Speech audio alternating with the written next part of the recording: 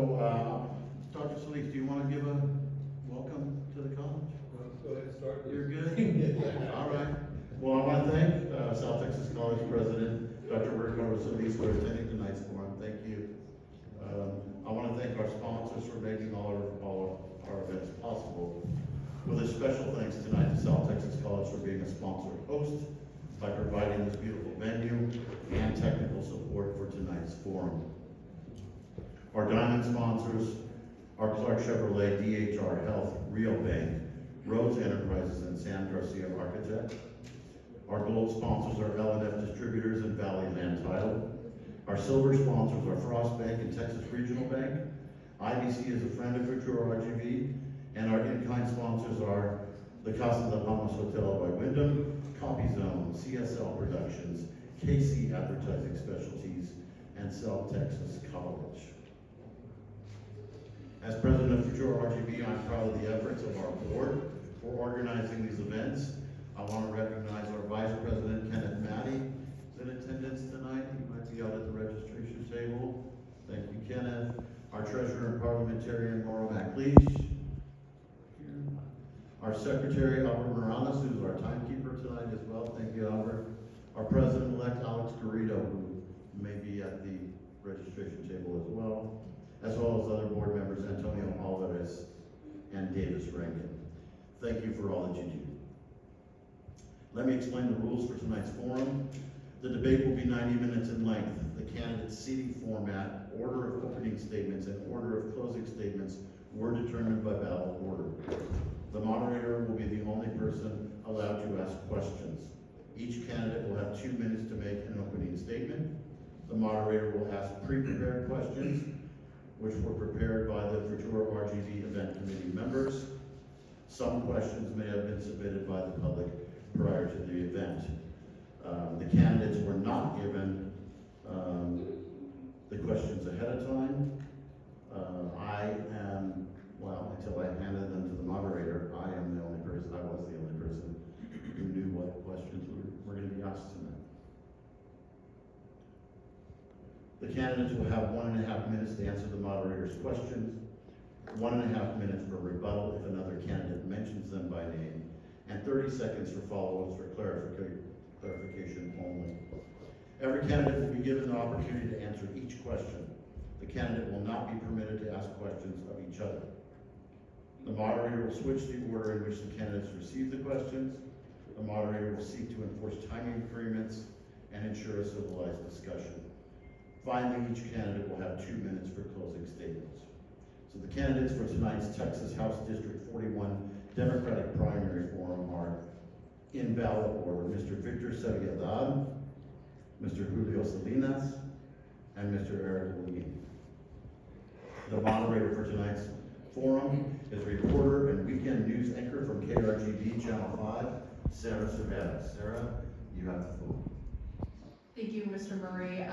It's an honor to be here tonight so that we can have an informative conversation to learn more about the candidates. And to get things started, as Mr. Murray mentioned, we're going to begin with opening statements. Each candidate will have 2 minutes, and we're going to go by ballot order. So, Mr. Haddad, you have the floor. Thank you. My name is Victor Haddad, and I am running for House District 41 on the Democratic ballot. I do believe I am the most qualified candidate given my broad professional and civic experience. I am a small business owner. I am the only candidate that's on both sides of the paycheck. I understand what it means to operate a business and have to meet payroll. I'm also within an organization that gives back to the community, and I serve as a wage earner as well, understanding the needs of the workforce down here. I'm also an elected official at the city of McAllen. First elected in 2019 and then re-elected in 2023. In that service to McAllen, we have made tremendous strides for the region as a whole, even though we focus on the city of McAllen. We continue to maintain a very conservative budget with a rainy day fund that exceeds the state expectation by almost 90 days.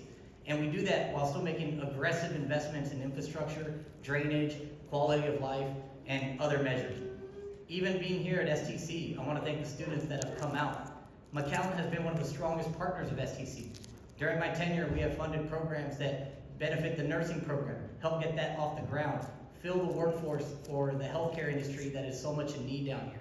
We've also been in support of the art center that was recently now a practice space for STC. And that is just a minuscule amount of what we do with the partnerships and coalitions that we form with organizations, institutions of higher learning, and business members and communities. I am proud to say that I am the only candidate endorsed by our local Democratic state delegation in full, including local state leaders, Sheriff Guerra and our county judge, because they have entrusted me knowing that I can be incredibly effective in Austin, working alongside them to bring the resources needed down to the Rio Grande Valley. I ask for your vote and your support in this race for House District 41. Thank you, Mr. Salinas. Hello, everybody. My name is Julio Salinas. I am a candidate for the State House here in House District 41. And I'm a 25-year-old Capitol staffer who has been working in the state legislature for the past 5 years, most recently as a legislative director for Representative Christina Morales. In the state legislature, we have done great strides, and I have built a great sense of community down there, and I've built a great career of that. As the candidate in this stage who has the most amount of legislative experience within this Texas State Capitol, I can tell you it is much harder than anything can prepare you for. It is something that you have to go in here day one going for. I'm 25. I'm also the Hispanic Caucus co-chair of the Texas Democratic Party, serving as one of the youngest elected party leaders in the entire state, in the entire country as well. And I've been a community organizer for the past 5 years. Sorry, for the past decade. We are right now at a precipice in this race. House District 41, I believe, will determine the future of the Rio Grande Valley going forward, who we are as a community, and it will be based upon what we have done, our records, what we want to do, and how we build it going forward. So this race, this Democratic primary race, will be determined on records. And I'm here to talk about myself. I'm here to talk about who I am and what I do. But I'd be remiss if I don't set the record straight. As it stands right now, there is a candidate in this race who is a longtime Republican for the past 15 years. We'll get to what that means going forward. But what it means to me is I have been working not only in organizing, but also in the legislative front. I am proudly endorsed by more state house representatives than any other person on the stage. I have built a massive coalition of people all across the state, from Dallas, Houston, Austin, and I want to bring the Rio Grande Valley, the values of the Rio Grande Valley, and I want to bring that up to Austin so that we can never be ignored. Thank you. Thank you, Mr. Origi. Yeah, well, thank you, STC and Futuro RGV, for putting on this forum. My name is Holguin. I'm running to be your next state representative for District 41, of course, on the Democratic ticket. I work for a national Hispanic civil rights organization right now called Unidos US, formerly National Council at ASA, and I'm their Texas Policy Director. So I've been in charge of Texas policy in the Texas Capitol for a number of sessions, ranging on issues from healthcare, education, higher ed, housing, economy, immigration. So I've been in the weeds of doing policy work for well over a decade. I've also done work up in Congress on these same issues, but also on veteran healthcare. I was part of the small team who helped get the largest veteran healthcare bill signed into law, called the PACT Act, in 2022, where now 5 million veterans across the country are getting healthcare because of that bill, tens of thousands of them right here in the Rio Grande Valley.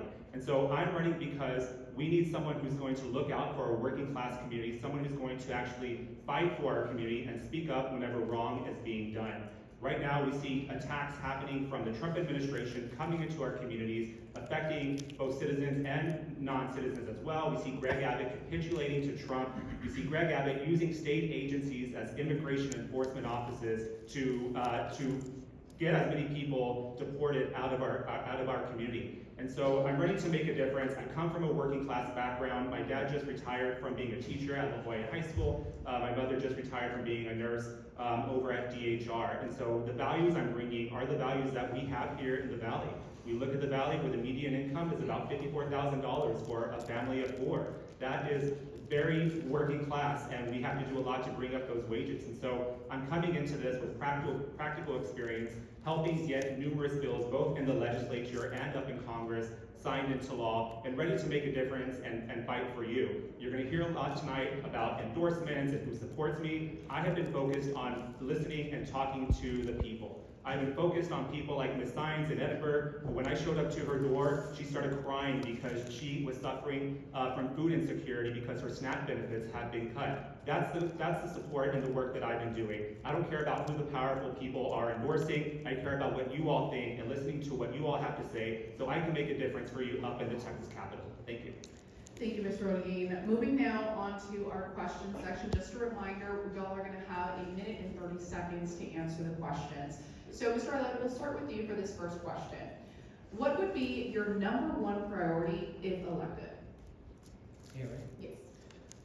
So, knowing what we do at the city of McAllen, we know a lot of what is straining our region, and we know what our immediate needs are to ensure that we can continue to fulfill and focus on other issues as well. And it really, a lot of it comes down to the bare necessities of water and power.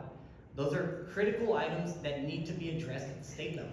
We need energy transmission, and we also need better energy delivery. On top of that, we also need to focus on water and ensuring that we have sustainable water sources, potable water sources, and water that we can, whether it's sources, recapture, being able to deliver to the businesses and the homes of the people that need it, as well as our surrounding communities. Because the city of McAllen sells water all the way down to Harlingen. And we have to focus and let the state know that the amount that they've put into the fund is insufficient. We've already started a project with MPU to add water sources to the Rio Grande Valley and help us sustain us for the foreseeable future, but it's only a small, minute amount of what's needed that we need to focus on. And so I do believe that water and power are going to be two of the most important issues that we address at the state. Thank you. Mr. Salinas. I think at the end of the day, what has been the overarching theme about why Democrats lost the Rio Grande Valley going back to 2020 all the way to now, where we are standing at the precipice of losing this area to Republicans, has been because of the affordability crisis and how leadership has had either a lack of doing anything on affordability or lack of being able to communicate and articulate the fact that we have done great strides in that. So the affordability crisis will be the #1 topic that we're going to do, and that is multi-pronged. It has to do with healthcare. It has to do with capping prescription drug prices. Some of the bill that I want to be able to pass. Representative Talarico passed an excellent first step bill to cap the cost of prescription drugs, specifically on insulin, but it only affects 16% of the public. So we need to expand that, not only to that, but we need to expand that to every other thing. And that's a personal issue for me. My family, like many families within the RGV, are facing an exorbitant amount of money that they have to put in their prescription drugs. And that is something that I want to tackle in the state legislature. That's something I know I can work with. Thank you. Mr. Holguin. Yeah, so my campaign slogan is literally stronger paychecks, lower cost. Democrats have this big problem of doing these very vague inspirational quotes of like fighting for a future for tomorrow, but it doesn't really mean anything. And so out in the community, outdoors, I have been telling people exactly what I am prioritizing. So what does stronger paychecks and lower costs looks like? It looks like accepting Medicaid expansion from the federal government so we can lower costs for healthcare, especially right now since ACA subsidies have basically diminished where people's premiums have skyrocketed 3 or 4 times. It looks like diversifying our economy down here so that way we're not restricted on jobs. We have a big brain drain issue where people get educated here and then they leave. And we have to address that issue. We have to get ahead of AI because AI is coming for entry-level jobs. That's a big issue right now. And one of the main proposals that I'm talking about that really deals with younger people is making your rent count. Making your rent count towards building your credit. Right now, whenever you pay rent, it does not do anything for you financially. But guess what? When you don't pay rent, it goes on your credit and you're punished for it. And so I would have drafted a bill day one in the legislature to make sure that your rent starts being counted towards building your credit. So that way we get your credit rating high, we get interest rates low for you, and we set you on a path towards home ownership. So that way, whenever it comes time to buying a home, you've already shown mortgage lenders that you are a responsible person for paying rent on time. And funny enough, on that issue, I actually got an email today from a member of Congress here in Texas that wants to implement that at the federal level. So I'm going to start working with her quite literally immediately to try and get this done at the federal level. So again, lowering cost and making sure that your paychecks go farther. Thank you. Moving on to the next question, Mr. Salinas, we'll start with you. What about your education, experience, or personal qualities makes you the best candidate to represent District 41? Absolutely. As somebody who has both organizational and legislative experience, more extensive than the other candidates in this race, I can tell you that this is a very important topic for me. I'm a proud alum of Futuro RGV and the University of Texas, where I studied economics. And I studied economics because I knew that the system that we were going down, the path towards wealth inequality, was untenable. We are seeing that right here, where housing is first-time home buyers, average age of a first-time home buyer is age 40. And myself, I've been working this whole thing. My dad was a migrant farmer. He ping-ponged around between California and New York before settling down here in the Rio Grande Valley for two specific reasons: a low cost of living and a strong sense of community. It is something that is ingrained within me to do that. Now, I have a 10 times head start on what my dad did. But even now, him managing to get an education, a job in local journalism, working for Univision, he gave my family a home, bought a home, gave my family a better life. That path to opportunity is broken. And that is a path that my children are gonna see, that is a path that I'm already seeing, and that is a path that many of the people around here are in the Rio Grande Valley are seeing. So in the state legislature, I've done the work, and I will continue to do so. Thank you, Mr. O'Neill. Yeah, so I bring a lot of both lived experience and professional experience. I got my master's degree at the University of Texas at the LBJ School of Public Affairs in public policy. So I have the educational training for this. Also lived experience. Let me tell you, I was part of the brain drain. Whenever I graduated high school, I honestly, back in 2005, I know I'm getting a little old, I did not see a big future here in the Valley. So after I got my college education, I moved to New York City. And let me tell you, I struggled. I was working 5 jobs. I was a bartender, I was a server, I was teaching tennis lessons to little rich kids.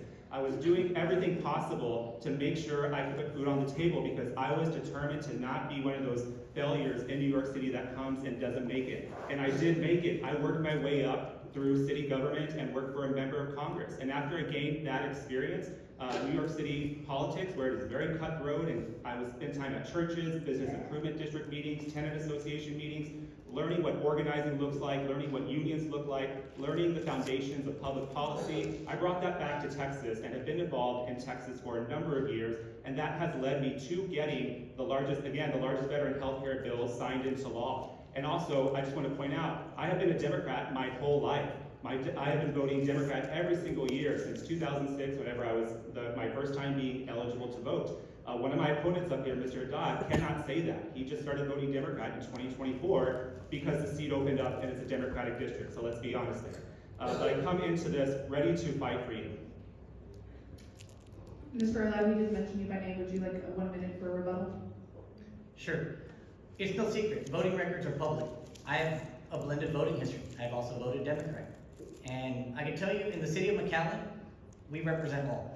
I represent Democrats, Republicans, Independents. We work for the people. I'm not working for one side or the other of the city of McAllen. And we've been able to execute and produce results for the residents of McAllen and in greater the region as a whole. You have to reach across the aisle. When you get to Austin, the Democrats are in the minority. You have to reach across the aisle. You have to work with the Republicans. You have to ensure that you have coalitions, that you have the framework, the teamwork, and the expertise to get that done. That is why, even with my blended voting history, The entire Democrat delegation and almost entire local leadership of the entire Rio Grande Valley, from municipalities, cities to local ISDs, support me because I have been effective. I have proven results. I'm not running on promises. I am running on results. And then you can continue with answering the question, what about your education experience or personal qualities that makes you the best candidate to represent District 41? So I graduated St. Edward's University with a computer information systems degree. I'm a very focused, in the weeds kind of guy, very detail oriented, and I like being granular. With that degree, I am also endorsed by Action 314. If you're unaware of who they are a group that focuses on endorsing STEM-based candidates that utilize science and proper decision-making for the needs of the community. And typically, Action 314 is fighting against a lot of the regulations related to the federal government and the state government when they're not utilizing science to make proper decisions.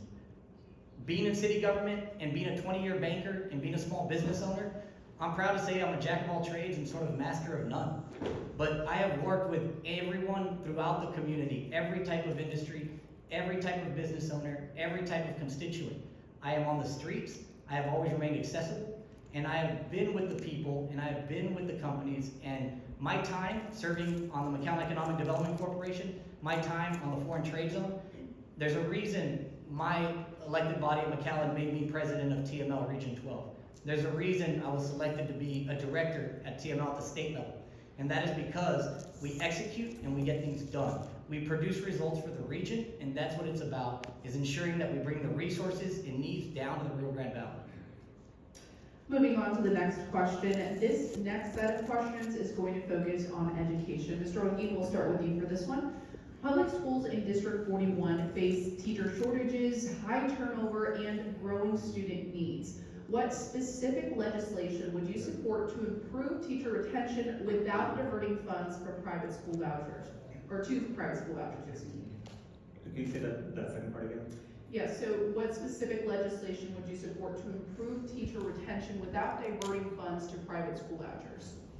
Yeah, so back in last year in 2025 in the legislative session, I did a town hall here in McAllen with Representative Tallarico on the harm to school vouchers and the damage that they're going to do to our public schools. Let's be clear here. Republicans, Greg Abbott has been determined to destroy our public schools as much as possible, even including right now attacking our teachers for speaking out and participating in the protests that are happening across the state because of the ICE rates. Our teachers need a lot of help. They need a significant pay raise. You're going to hear similar dollar amounts, $15,000 to $20,000 a year on pay raises. We need protections for them. We need to make sure that we're cutting bureaucratic red tape that helps keep them in the classroom. Like I said, my father is a retired educator, so I lived with a teacher. I know the struggles that they go through. And teachers just want to be there to teach and help kids prosper. And so we have to make sure that we're doing everything possible to ensure our teachers are thriving and not being targets by Greg Abbott and Dan Patrick in the legislature. Thank you. Moving on to Mr. Haddad. Yes, it is true. The voucher was a complete scam on the citizens of Texas, and it is something that we have to fight against. So the arguments of public education and vouchers continue to get blended when really they should remain as two separate items, because the public education system should not be held victim or subject to what happens on the voucher program. I think we need to focus on sunsetting the voucher system and ensuring that it hopefully dies. And what we also need to do is, with that being unlikely with a Republican-led state, we need to focus on limiting it and ensuring that we bring up the equity that if there's going to be more money to vouchers, then we need the same amount of dollars to the public education system, if not even more. Our public education system is incredibly underfunded. Teachers do need an across-the-board pay raise. We need to also focus on support staff, custodians, bus drivers. They're also being left behind. And we need to ensure that anything that they want to accomplish on the voucher system, there's equity in the public education system. It is not held up to the same accountable standards. They do not have to provide the same level of services. And it's plain and simple. Public dollars deserve public transparency. Thank you. Mr. Salinas. The flagship The flagship policy proposal of my campaign has been a $15,000 raise for teachers. But that also means fully funding schools, and right now, our schools are not being funded to the proper levels. We need a $20 billion injection into our schools here, so that we can have that. Not only that, one of the things that nothing prepares you for in the state legislature for the 20-hour committee hearings on the public education committee, like I was able to do, fighting against this voucher scam, fighting against all of these big things. I also fought for bilingual studies programs. This is actually very personal to me, because when I was in the first grade, second grade, third grade, I didn't know how to read English. My first language is Spanish. And it is personal to me that our teachers were overworked at that time, and they still are today. Nothing has changed 20 years later. So I'm here fighting for those investments into bilingual education, special education. We need to extend pay raises. We also need to expand the curriculum so that we can, so that teachers can be able to teach locally about what it is that they need to talk about. That's how we get retention for teachers over here. I also fought for a reciprocity bill that allows out-of-state teachers who want to teach here in Texas to come over here at an easier pathway to get certified. Thank you. Moving on to the next question. Do you all think that school vouchers foster educational opportunities or undermine public education? Mr. Haddad, we'll start with you. The way it's established and set up, it's deliberately set up to undermine public education and to continue draining the public education system. And that is because it is not at par with the same expectations and requirements that are set for the public education system. Any diminishing enrollment at the school district is very difficult for the school district to cover the operating costs that don't go down proportionally. They also are not required to report. They're not required to maintain the same testing standards. They're not required to have public forums or debates. Their salaries are unlikely to be public, like we have in our superintendents or in our other school systems. They don't have to provide bus service. They don't have to provide the same meal service. They don't have to provide after-school care, special needs. So while the access to a voucher to get you into a private education seems possible, it's only going to benefit those who have the privilege of transportation, who have the privilege of being able to buy uniforms, who have the privilege of being able to get picked up at 3:30 without any after-school care, and who don't need special services. Until all that is brought up to par in equity, the voucher program is going to completely drain the public school system. And that is the intent of our state government. Thank you, Mr. Salinas. I agree. The state government has been making a drain upon our public education. This has been a long-time project of the Republican Party since at least 20 years ago. Since Greg Abbott got in, that has been his major stance on these things. What we need right now is leaders who have been able to fight these voucher scams. And right now it's $1 billion. Tomorrow will be $7 billion that we're going to be investing in these areas. I intend on making sure that bill gets sunset, that whatever funding goes into it gets zeroed out in the next budget cycle. And make no mistake, this is a project of the Republican Party, and not only at the state level, but at the federal level. As it stands, an opponent here in this race endorsed a MAGA John Cornyn during the 2020 election, and the same year that he was supporting the elimination of the Department of Education. This is not something that I take lightly when we're talking about what the future of Rio Grande Valley is, especially since John Cornyn is currently on the ballot. That's not something I support. So we need to make sure that our funding for public schools gets set. And right now that is a $20 billion injection from the state government. Right now our surplus is currently at $30 billion.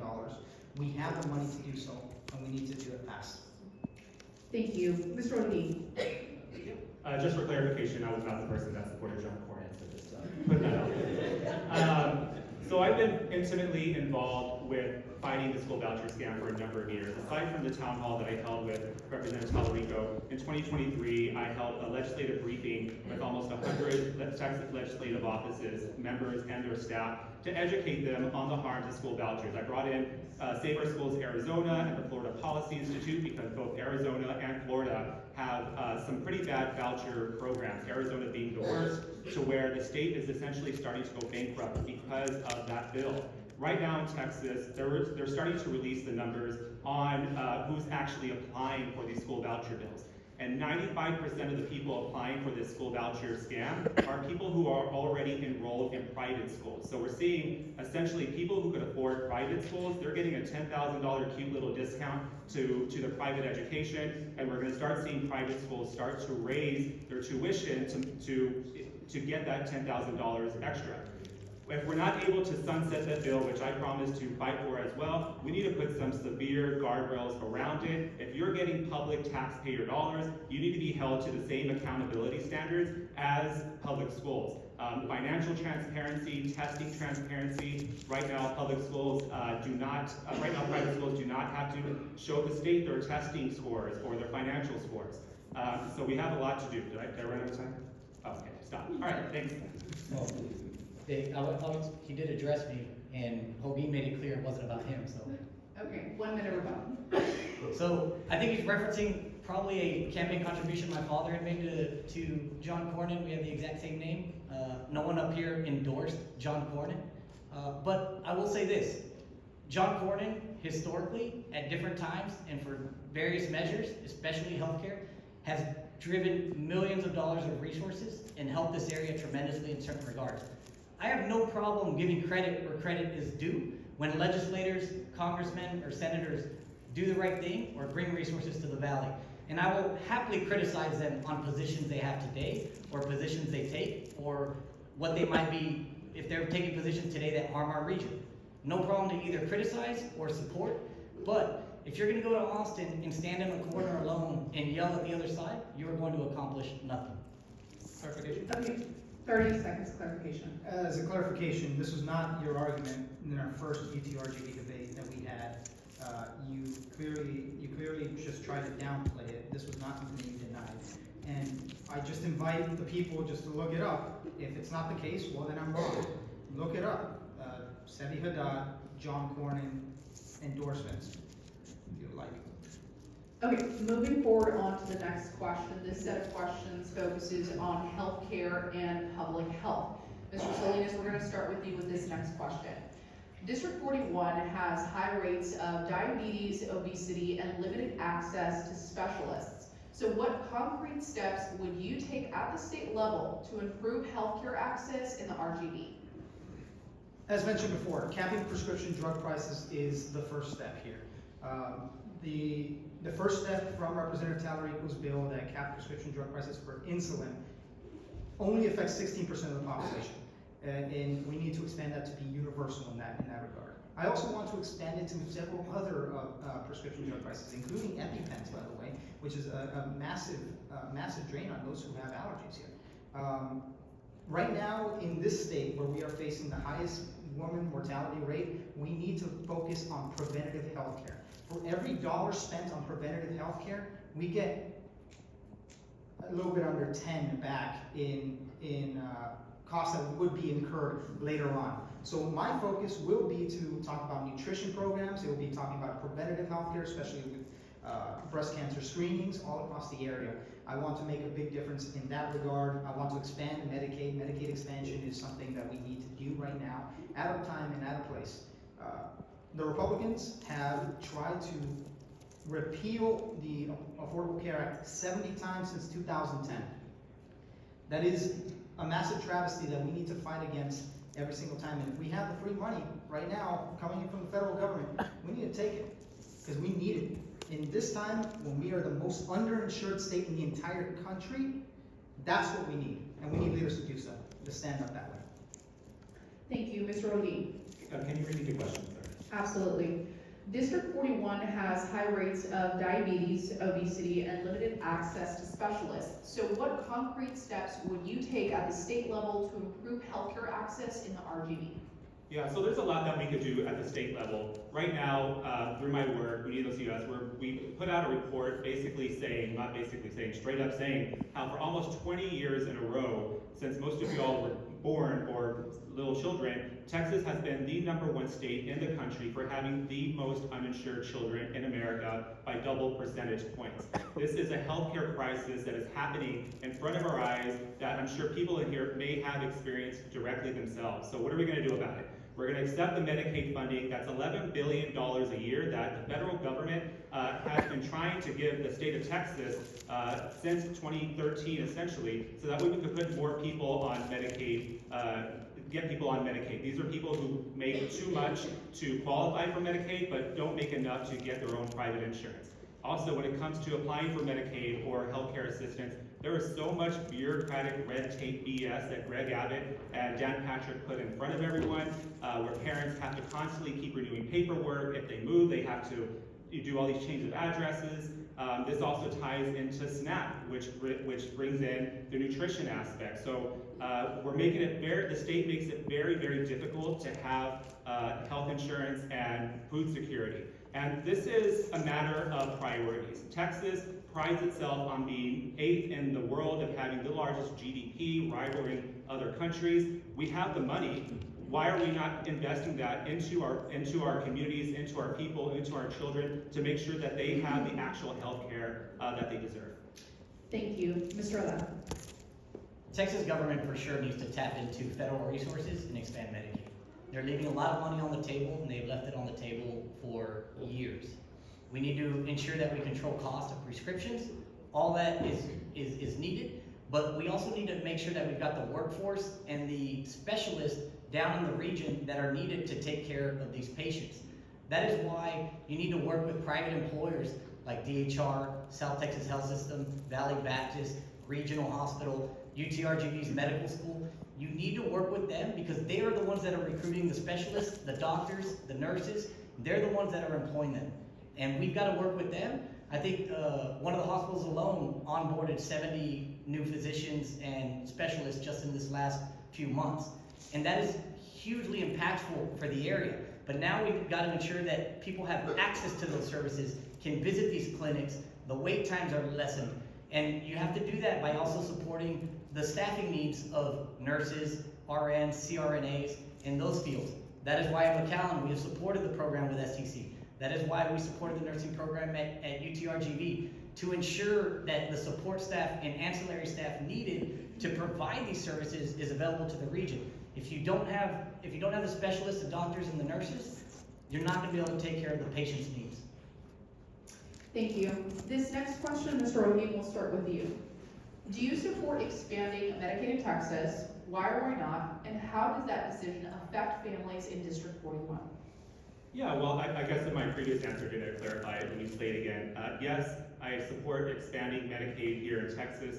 That is our own taxpayer dollars that we're not getting back from the federal government.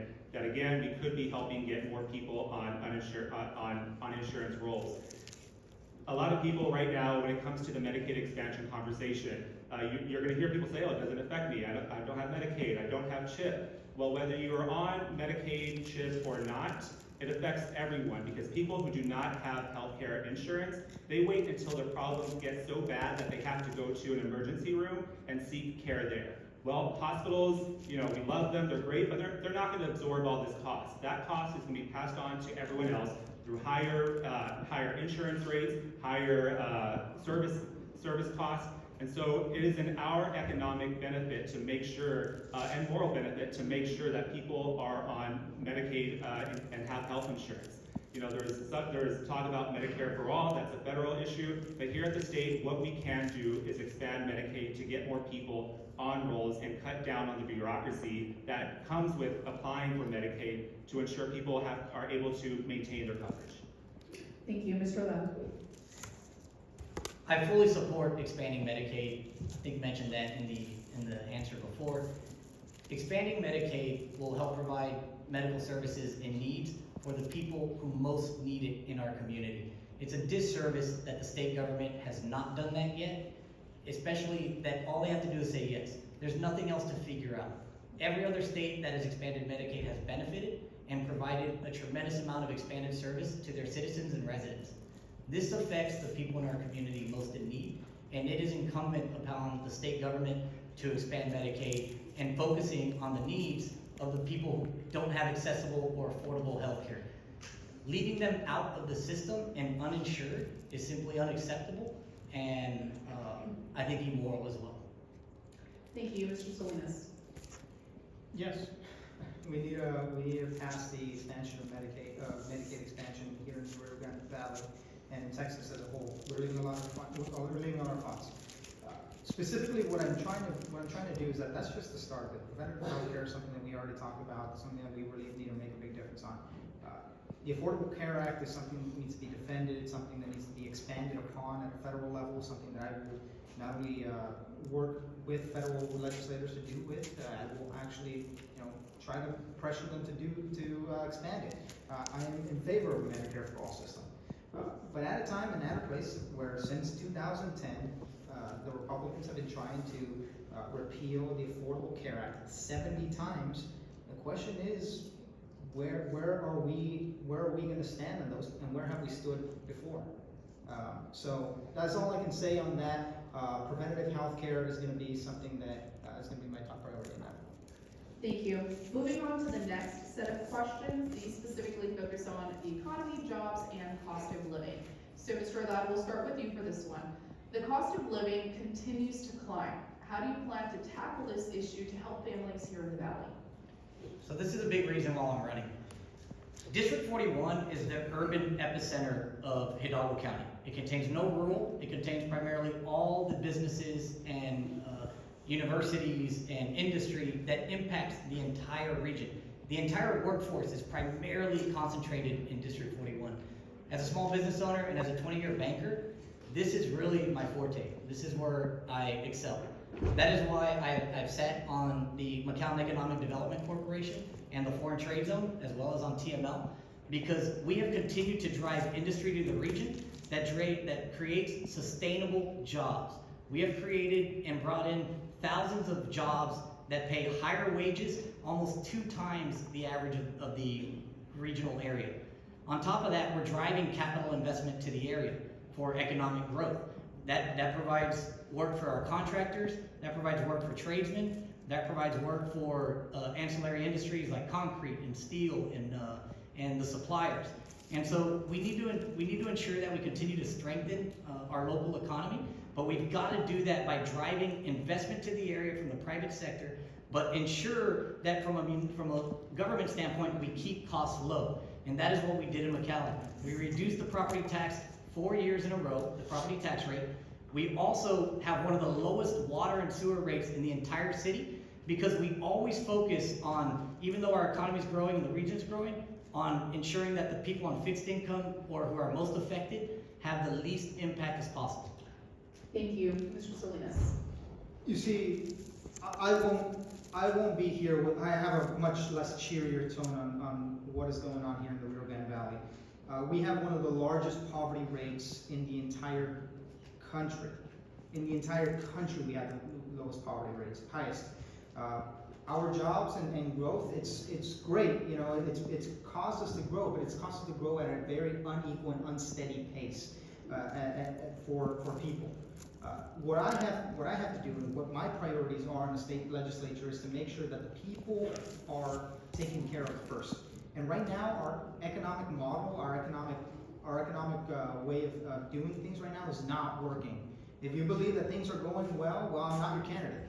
I'm not your candidate. I'm not gonna ever say that things are going well when I don't think that they are. Right now, things are going poorly. The federal government and their tariffs have been putting the tax prices higher. I supported a bill in the state legislature that would mandate certain industries to basically say how much tariffs are costing people, consumers. And that is something that I support in the legislature. That is a bill by Representative Trey Martinez-Fisher. I'm very happy to get that on the floor. Unfortunately, it did not pass. But I will say that the future of the RGV is not looking grim, but we need true leaders that are able to make a big difference and steer it in the right direction. And I leave that time to the candidate. Thank you, Mr. O'Gee. Yeah, so it's no secret, the valley is exploding economically, we can acknowledge that. But we also have to acknowledge the huge income gap here in the valley that's happening as well. This district, the average income for a family of four in this district is about $54,000. I don't know who can live off of that with the prices these days, so we have to take action to make sure our paychecks are stronger and we can lower costs.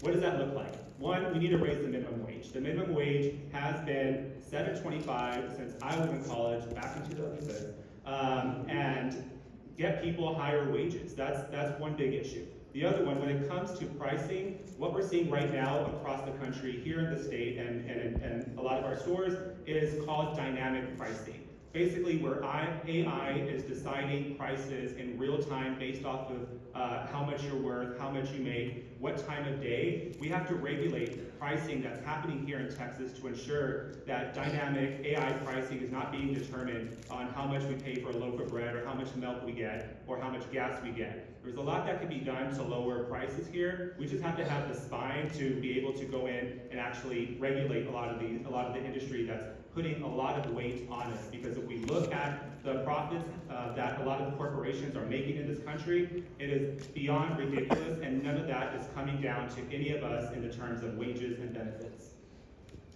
Thank you. This next question, Mr. Salinas, we'll start with you.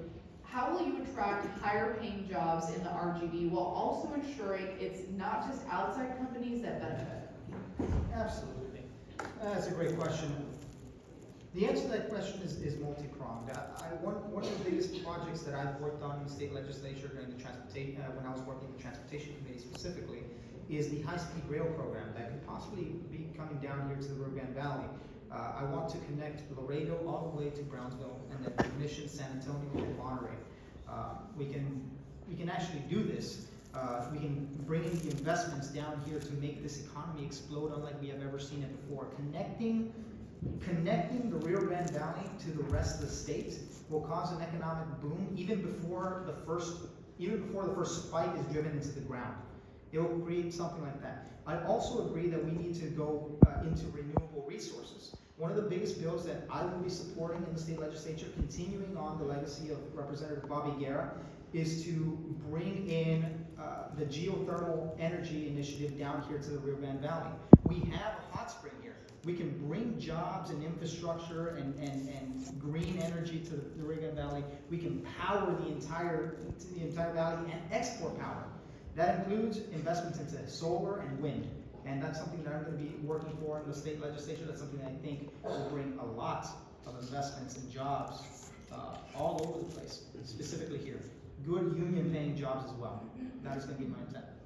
Thank you. Mr. O'Gee. Yeah.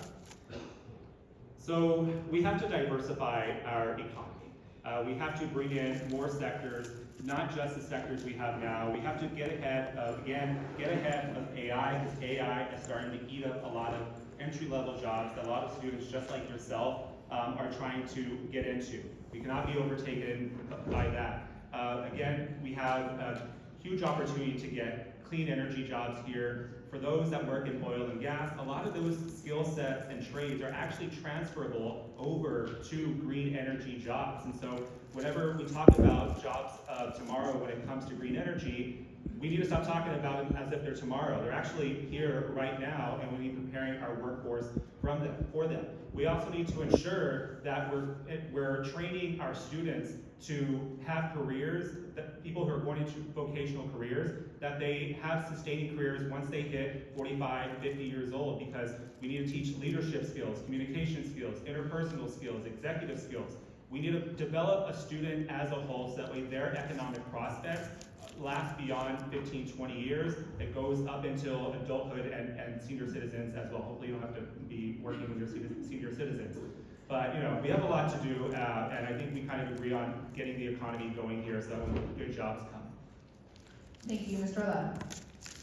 So this is exactly the type of work that we've been doing at the McAllen Economic Development Corporation, is driving the right types of industry down here to diversify the workforce, to create a new sector of jobs, to provide a different level of income that people have available to them. And on top of that, also a lot of those entities or attracted companies come professionals, engineers, or people of different backgrounds that also come and contribute and bring their families to the region.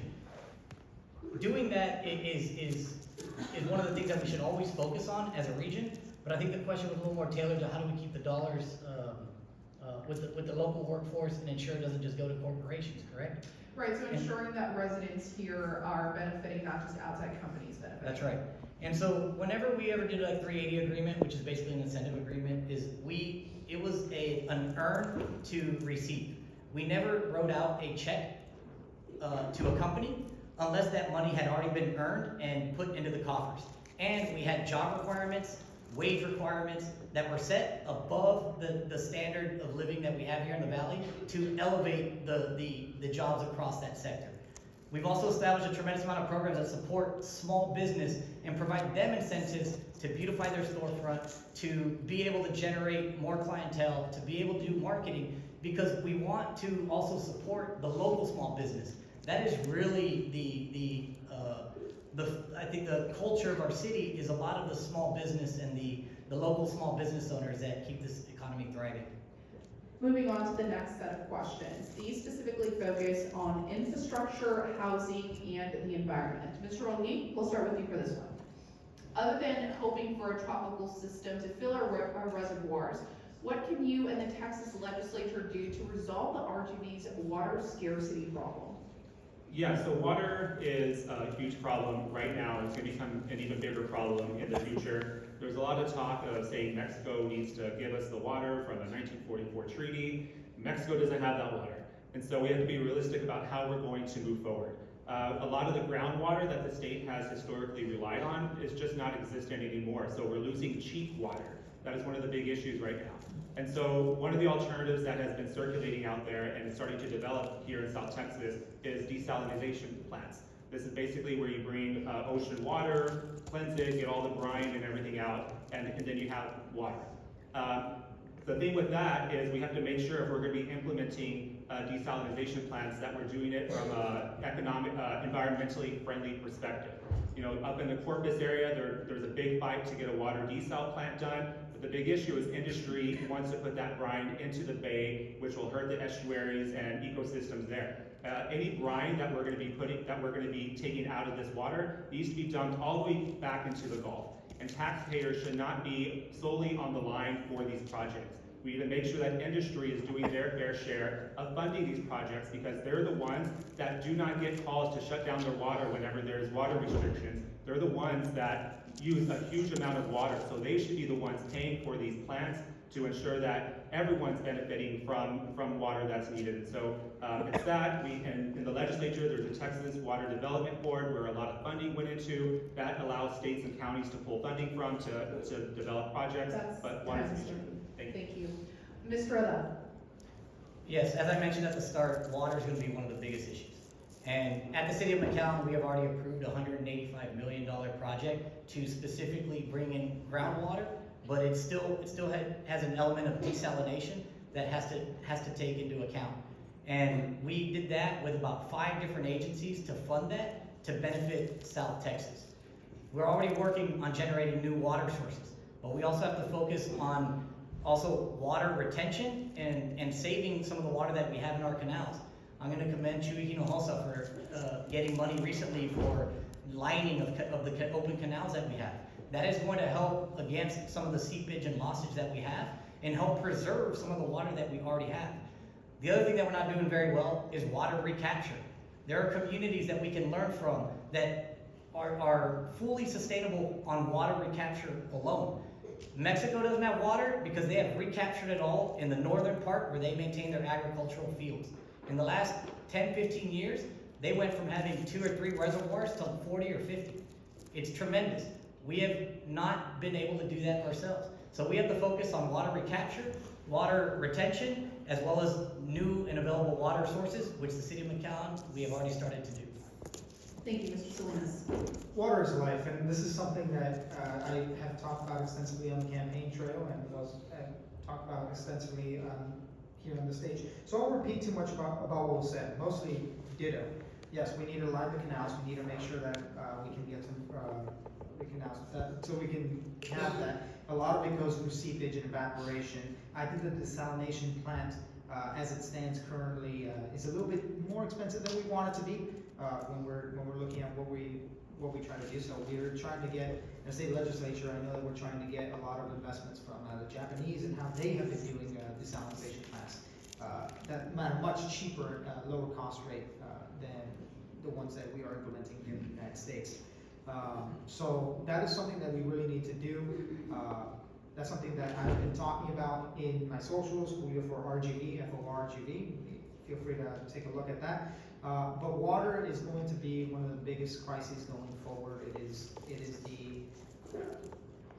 we also need to take a really good look into agriculture and how we practice our agricultural, practice our agriculture, how much water we're using in that regard. There are several different projects right now being used that can reuse the funding within the agricultural space. So we're going to take a good crack at it in this next legislature, and I'm proud to have been there in the state legislature to do at least HB 13. Thank you. Moving on to the next question. Mr. Haddad, we'll start with you. How can the government secure sustainable funding for infrastructure without placing an undue burden on state and local budgets? And what accountability measures are you going to put into place to ensure projects are delivered on time and within that budget? Well, project funding has to come out of both state and local funding. So I'm not sure how we would do that without straining either one. But you have to be strategic and tactical in how you approach it. And so, while on the city commission, we have worked with the MPO as well as the Regional Mobility Authority and other groups to focus on collaborating on projects. So the best way to get money from the state is to show them that you are shovel ready and that you are also going to be invested.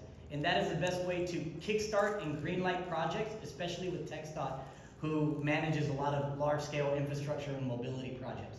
And so at City of McAllen, we always focus on design services, planning for the future, and we look at infrastructure projects anywhere from 3, 5, 7, 10, 15 years ahead. And we start to put those on the agendas of the MPO and other organizations that receive funding so that we can collaborate with surrounding organizations, primarily Hidalgo County, the City of Mission, the City of FAR.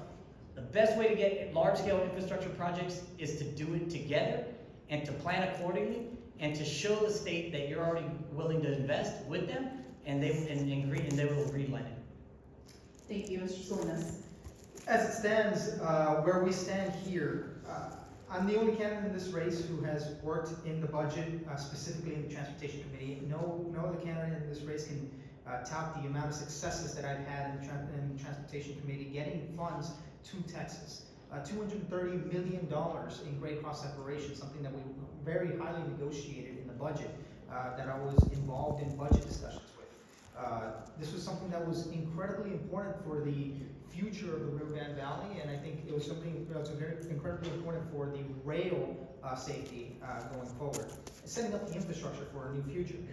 I agree with it. I agree that we need to have a very robust plan. The short-term plans between 1 year and 5 years, but the long-term plans and the unified plan that you see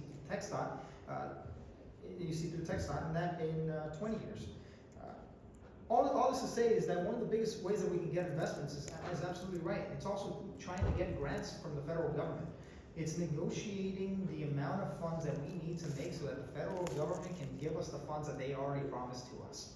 And we have that with the high-speed rail program. We have a pretty good agreement that the federal government would place 70% of the funding if we put 30% of the funding. But that has to come from us. That has to come from us in the state legislature, and we have to bring it forward. So working in the state legislature, specifically in the Transportation Committee, a committee that I will request in the state legislature when I get there, is something that Thank is you. very important. That's time. Mr. O'Keefe. Yeah, so a lot of infrastructure funding can come from our federal government. Under President Biden, we had Build Back Better, and we also had a large infrastructure funding bill to where billions and billions of dollars were allocated across the country to invest in infrastructure projects. Unfortunately, the rollout and implementation of that funding was at a very, very slow rate. In comes the Trump administration, where a lot of that funding essentially has been cut off. So it's important that as a state representative, you're working with your congressional delegation, you're working with your U.S. Senate delegation, and doing the work up in Congress as well to advocate for those federal dollars to come down to invest in our local infrastructure.